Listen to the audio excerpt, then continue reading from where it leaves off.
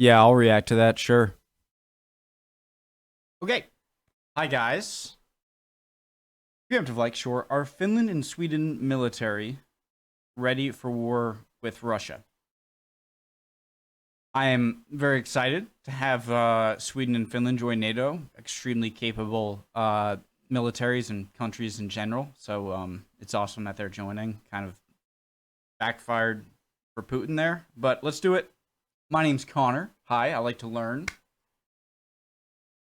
And sometimes I don't do a great job with that, but that's why I have you guys to help me out because I can be slow, but I'm eager to learn, okay? Let's do it. Sweden and Finland are two countries that have clung to their positions of neutrality for decades, like a couple of fence-sitting straddlers. But on May 18th, that all changed when they officially handed in their letter of application to join the NATO military alliance. In this video, I want to examine the different, unique, specialized military assets and strategies that Sweden and Finland bring to the table. What the heck is that? Specialized military assets and strategies that Sweden and I don't know if anyone's going to know what this is, but if anyone does know what that is, I'm very curious. The thing on the top looks like a studio camera, but bigger. Finland bring to the table. Find out how long it's going to take for this application process to finalize. Fortunately, military bureaucracy is lightning fast. They lost my back pay paperwork almost instantly, and we're going to analyze the massive geopolitical consequences that this will have for the entire Baltic region. I think Who's that amazing Finnish sniper who killed like 300 Russians or something like that in World War II or in the Winter War? Forget his name. we're going to see how we can learn about Arctic and naval warfare from these two countries. We're going to take a look at the retaliatory measures that the Russian military can take against what they see as NATO expansionism. So as you guys know, I really enjoy researching geopolitical topics for the channel. Someone's at the door, guys. Be right back. That was my neighbor. I'm so dumb. I left the car running, and I had the key, but you can take the key out of the car, and it still runs if you keep the key in proximity. And he just saved me from probably keeping the car on all day. Anyways, for the World War, this thing right here, make sure to use any links that they have in the description if you get any of the stuff they're advertising. It gives them money. Let's go. And now I found a way where I can really capitalize on those lessons I've learned in Conflict of Nations, World War III. In this free online player versus player game, you can choose a real country to lead in modern war. At the core of the game is an exciting real-time combat system that places you in control of an existing nation and its army. Plus, the game lets you play against a max of 128 other real-time players, build your military power with a variety of units from tanks, jets, and submarines. Your army's logistics and supply chains make a huge difference in the outcome of the war. You can use the same account to play on your phone and on your PC. Click the link in the description to receive 13,000 gold and a 30-day membership. So, what kind of military equipment and assets do Sweden and Finland bring to the table? Let's start with Finland. It's a huge landmass of 130,000 square miles, which is about the same. I see Finland as like the testicles of the Swedish. You know. Huge landmass of. But you don't. Do you see what I'm so stupid. I'm sorry.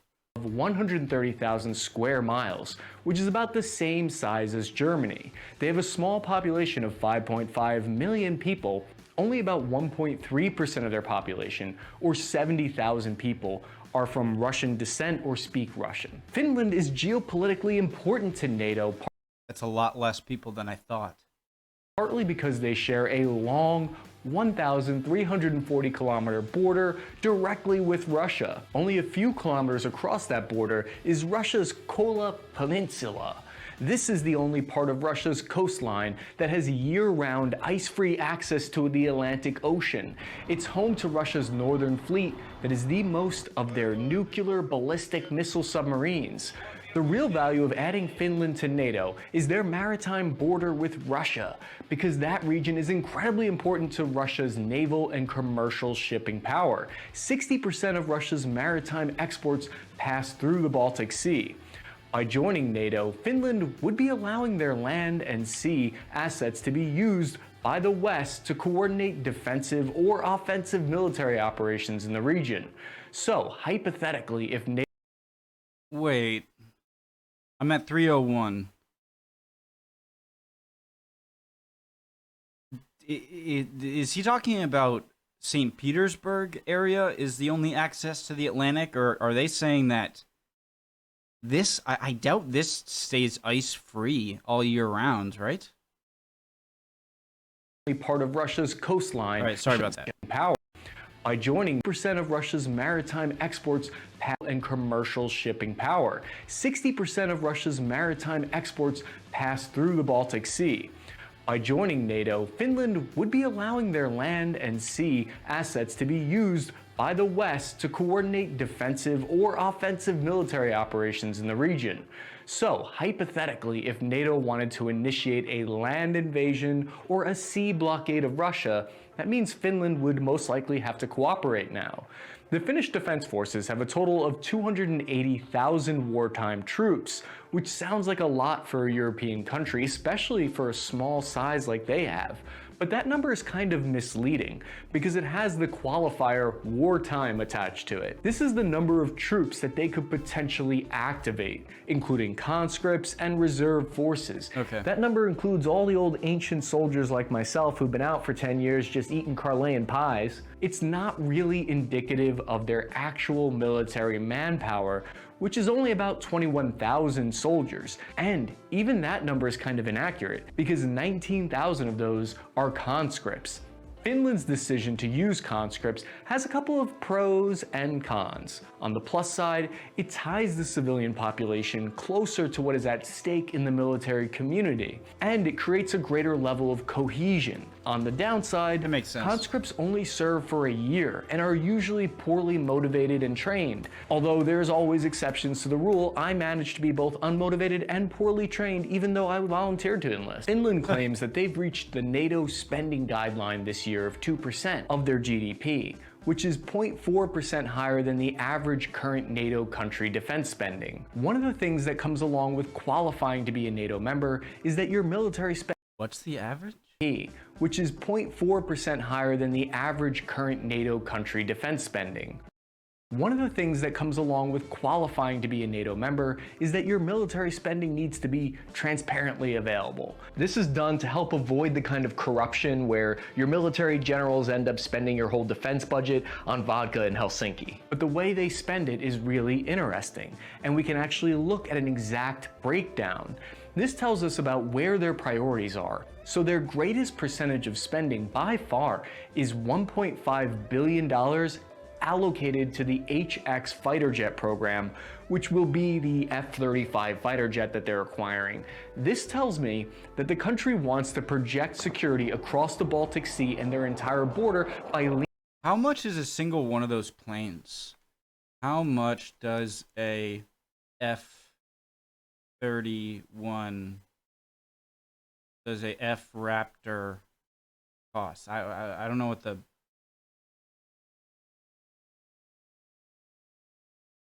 $150 million.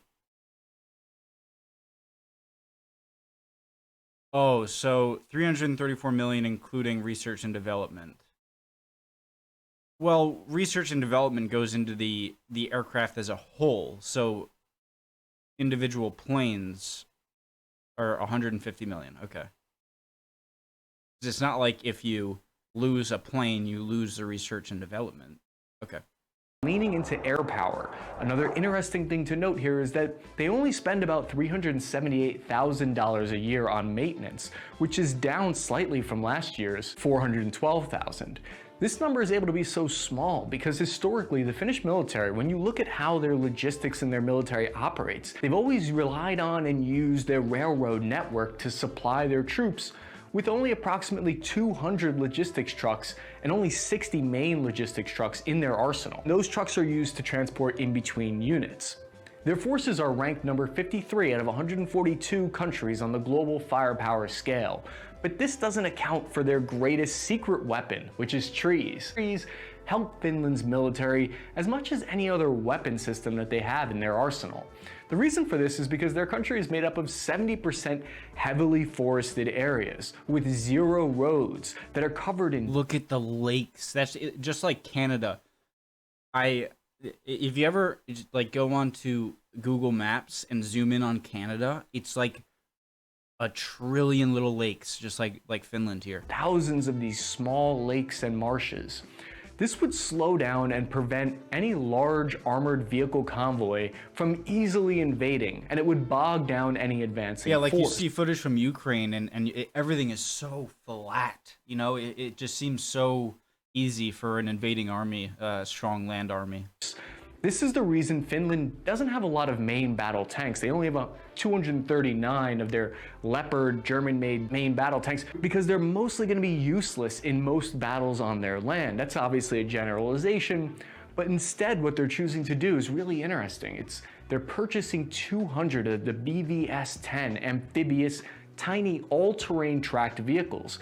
They're like baby tanks kind of, with the only downside being that they can only stop incoming small arms rounds, but it's a great way to do hit and run tactics. The Finnish specialize in this kind of Arctic combat. They even have regiments of ski infantry trained to ski around on the slopes and to hit and run with guerrilla tactics.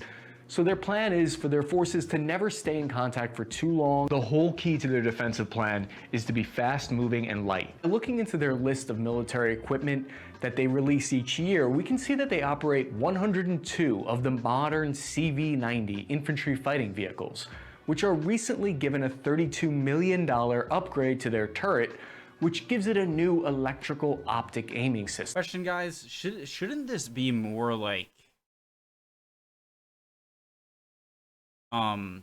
classified stuff? Like, I understand that you got to report it to like the other NATO countries of how much stuff you have, but it's all just public? Doesn't that help out an enemy? The reason they use the CV-90 is because it has the best performance on the snowy, wintry landscape that makes up a lot of their country most of the year round. And this system was developed entirely by their next door neighbors, BAE Systems, a Swedish defense company that we're going to get into in a minute. Of the over 600 troop transport vehicles that they have, only 62 of them are the modern Patria AMV vehicle. There are some estimates that say Finland has over 1,500 artillery pieces, and a lot of sources claim that they are one of Europe's biggest artillery powers, but I kind of disagree. I think this is sort of inaccurate because those numbers include everything down to their small 102mm mortar tubes that are carried around and used by dismounted infantry. I really like this guy, this guy's channel. I'm gonna subscribe. Like he doesn't seem to be like biased. Like he's just kind of telling it how it is. In reality, Finland has closer to 700 of the old Soviet-era artillery pieces, which are inaccurate compared to Western artillery. Imagine that thing hit you. Soviet-era artillery pieces. Like, what would happen if you were standing behind it? You're dead, right? Like, you're dead. Are inaccurate. You're a goner. Compared to Western artillery. As we've recently learned, it can be difficult to kind of untangle the differences between what a military force has on paper and what it has in reality. So on a whole, their forces are made up of a mix of old Soviet-era equipment and new high-tech Western armored vehicles. I don't think they need a huge military in order to deter Russia. Just by looking at their infantry and the equipment that they use, they clearly place a big emphasis in the important areas, like they use night vision and they have optics on all of their weapons. These kind of things might seem minor, but it's exactly the kind of thing that leads to troops having confidence in their equipment. Which leads us into another very important factor that I want to talk about. Even with all of those weapons, as we've seen, when Afghanistan fell in just a matter of a few weeks, none of that really matters if your soldiers do not have unit cohesion or fighting spirit. This is hard to try to quantify. Afghanistan. Oh, everyone's equipped. They have all the weapons, all right? We're fine. 3 days later. Gone. Nice. There is no line item on a defense budget where you can invest more dollars. The U.S., okay? I've been thinking about conflicts, okay? Afghanistan, fail. Iraq, fail. Vietnam, fail. Korea, stalemate. World War II, yes. Ah! Into motivating your Finnish soldiers face down the very real possibility of having to die for their country. What I'm saying is, can we possibly know how Finnish soldiers will fight in combat? Will they quickly give in or fight to the last man? But I still think we can find some hard evidence that paints a picture of how a country's soldiers would potentially fight. My two pieces of evidence that the Finnish are brave, excellent fighters comes from first of all, their willingness to fight alongside NATO forces in Afghanistan, and secondly, the 2 times that they fought Russia when they were invaded in World War II and World War I. In 2015, they decided to change their whole strategy from this old concept where they were going to try to hold as much land initially as possible, and they realized that tactic was going to have a lot of weaknesses where the enemy could potentially flank them. So they've updated and changed their whole concept of how they want to fight. The new plan revolves around being flexible, mobile, and leaving room for the idea of tactically retreating and drawing the enemy into your own traps. This way, the front line is all over the country. The reason this is next generation warfare is because the military planners here are thinking about the battle in terms of depth, instead of just a 2D front line. From Finland's perspective, joining NATO would guarantee they do not get invaded a 3rd time by Russia. When I hear of a country being neutral, I instantly associate that with taking the moral high ground. You know, they want world peace, it sounds like. But on the world stage, neutrality is often criticized by experts and perceived as being blind or indifferent towards the fate of others. I love how learning about history and a bit about international relations and politics, stuff that I'm still not greatly informed on, but I like learning more and more about, is that countries act with one another a lot like how individual people act with one another, or like groups of countries act a lot like a small group of people, like the same,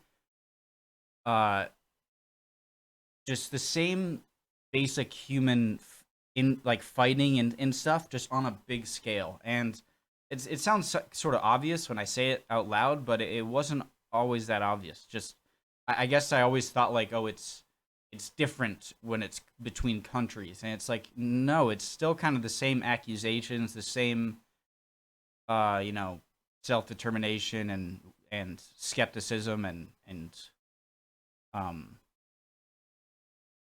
trusting, and it's fascinating. I don't think Sweden or Finland are indifferent towards others. So what's really going on here? I don't think it's like, it's easy for Canada, okay, or it's because Sweden and Finland have much more to lose than Denmark or France, or not that they have a lot more to lose. It's that they are so close to Russia that I think it's unfair to say that, like, because they were neutral, that they like didn't care about. It's just like, no, they're in a different situation, and the consequences they would face from being outspoken and right in NATO right away is more severe than what a France or a UK or a Canada or US would face. So it's nuanced, and yeah. Russia's invasion of Ukraine has radically changed the way European countries consider their defensive alliances. To put things into perspective for you, when Finland and Sweden were polled about whether or not they wanted to join NATO last year in 2021, only 30% of them said they wanted to join. Fast forward a couple months, and over 76% now want to join. You might say, but wait, isn't 80% of Russia's ground forces already committed to combat in Ukraine?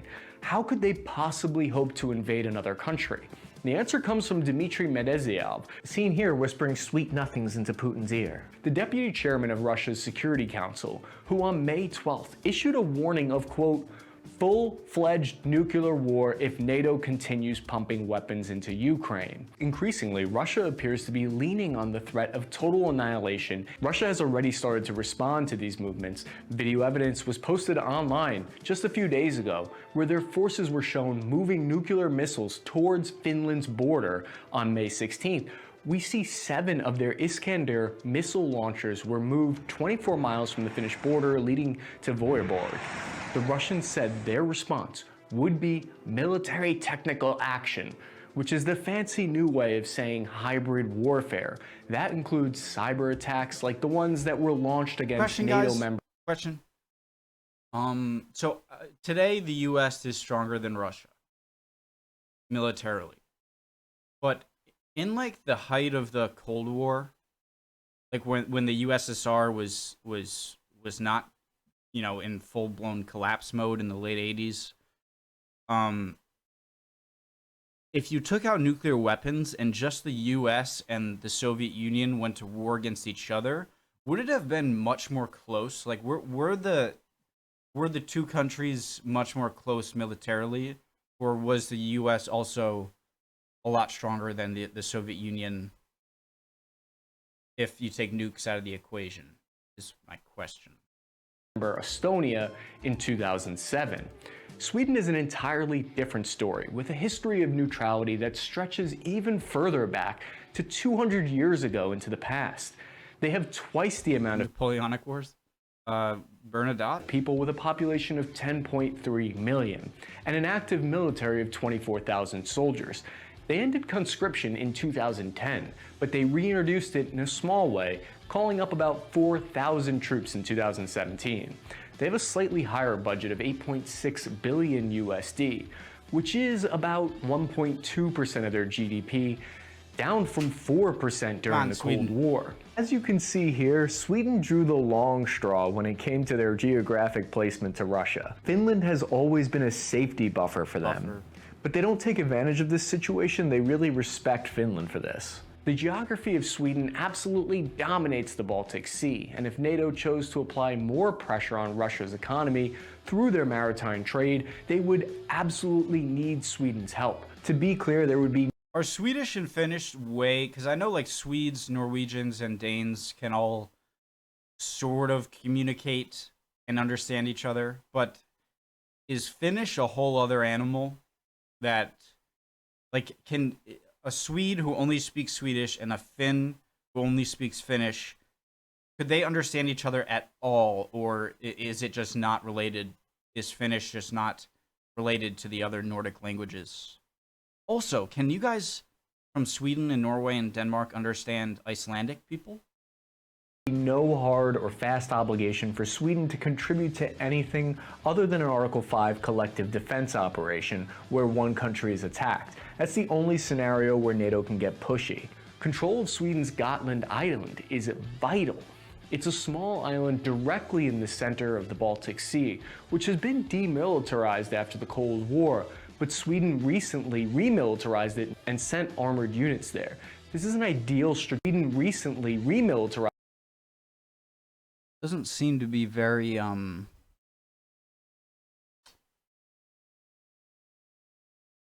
lot of roads. Maybe you have to go in. How many people live on that? What's the population of Gotland?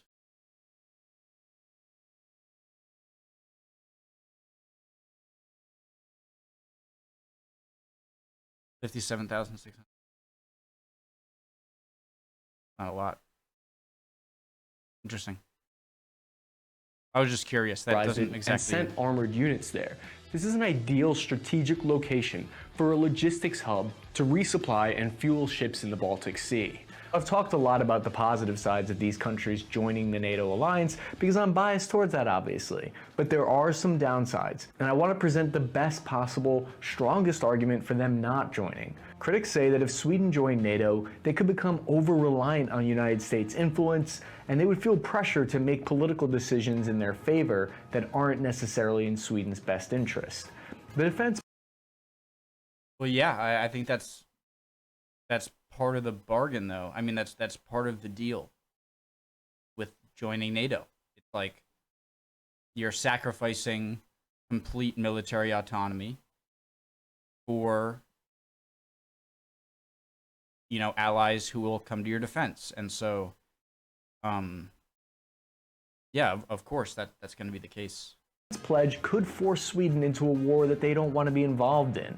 And critics of NATO point out that as the alliance grows, the chances of being drawn into a global conflict increases. Because an attack on a country like Estonia needs to be treated in the same way that an attack on New York City would. Other critics say that this is NATO expansionism that is provoking Russia into invading countries like Ukraine. To me, this is a chicken or the egg question, right? What came first, Russian aggression or NATO expansionism? I think NATO expansion came first. I think that's a fact, and I don't think that's a thing that's going to be. Let me know if I'm wrong, but I'm pretty certain it was NATO expansion. I remember learning in another video how do I really have to say this doesn't justify the war in Ukraine? I always get comments like, "What are you saying? What are you saying? Are you saying that?" No, of course I'm not saying it's justified the war over there. But when you look back in history, it seems that when the USSR and the Russians reached Berlin, and then they separated Berlin into 4 sections: the Russian side, or they separated it into 2 sections: the Russian side, or the Soviet side, and the Allied side, East and West Germany, respectively. And then UK, France, and the US had control over 3 different parts of the Western side. And then they did something first, which I forget. And then, but I'm pretty sure, I don't like learning about things like, okay, Russia today is obviously the aggressor in a situation. Therefore, if I look at history, I have to say everything bad about Russia. That's not, I'm never going to do that, ever. I'm never going to do that. I like to keep stuff out of it when I learn about history. And let me know if I'm wrong, the NATO expansion definitely came first. NATO expansion,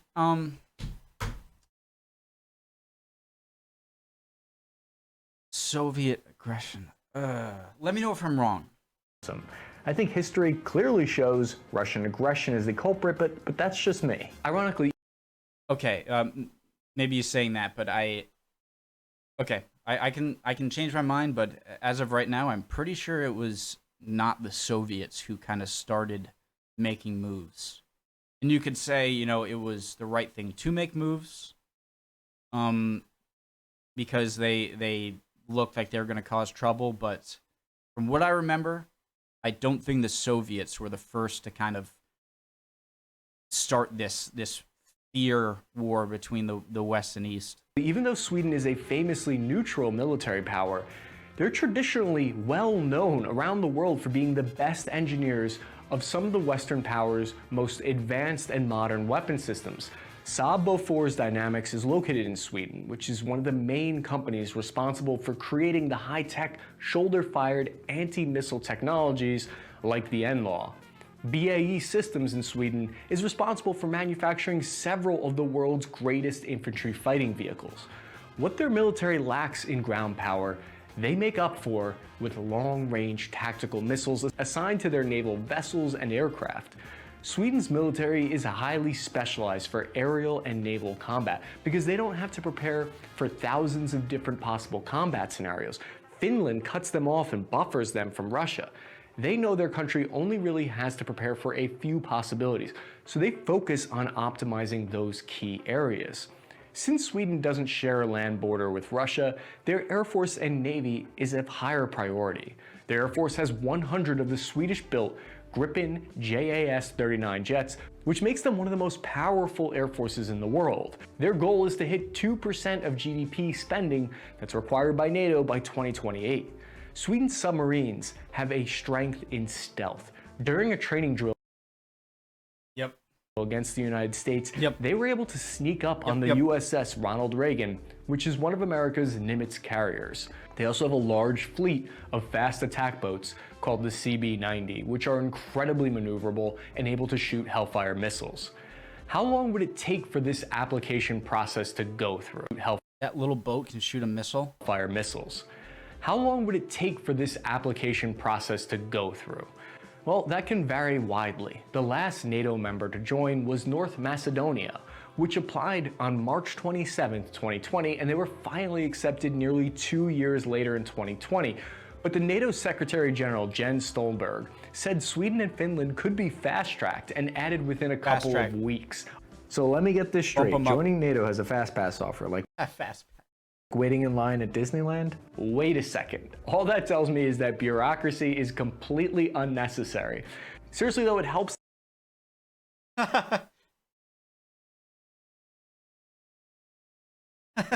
that Sweden and Finland have a strong civilian control of their military, which is one of the biggest conditions for joining NATO, and the countries are all democracies that have been working with NATO for years.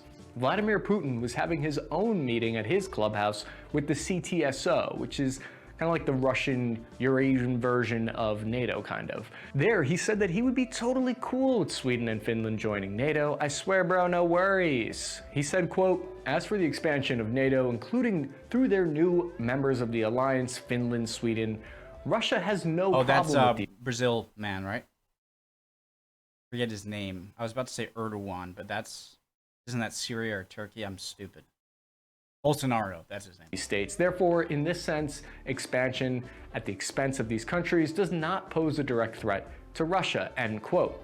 It looks to me like the aggressive moves made by Russia opened up a political door for them to, so to speak, be justified to joining NATO.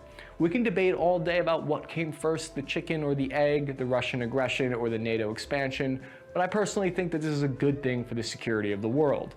I'm sure some new developments next week will make me eat my words though.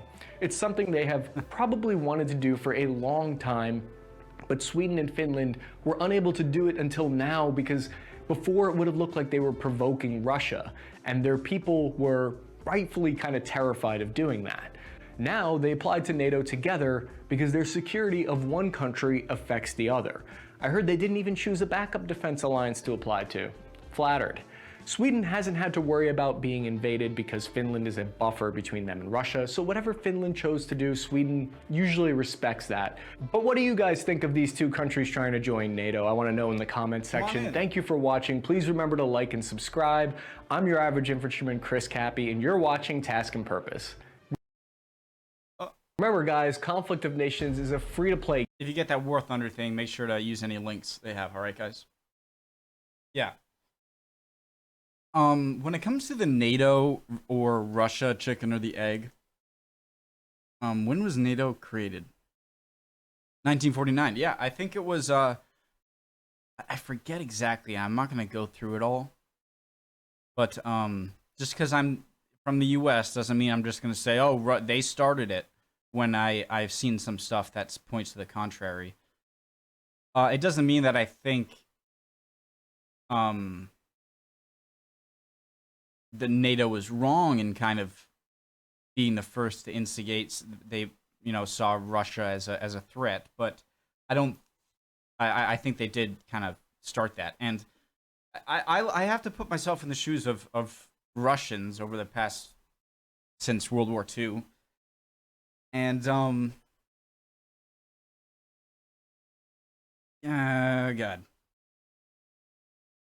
I mean, Soviet Union, they're kind of a pariah, but I'm not going to just say whatever makes my side look good. If I got to go in and double check, I can't just say NATO was the one to start it without remembering what I learned. I can't do that. So I'm going to try and look up on that. Awesome video. Thanks guys for watching. If you made it all the way through, check out his channel. Love for you guys to join my Discord. Hope you're all doing well. If not, chin up, my friend. Emotions are fickle. You'll be good soon. Bye, guys.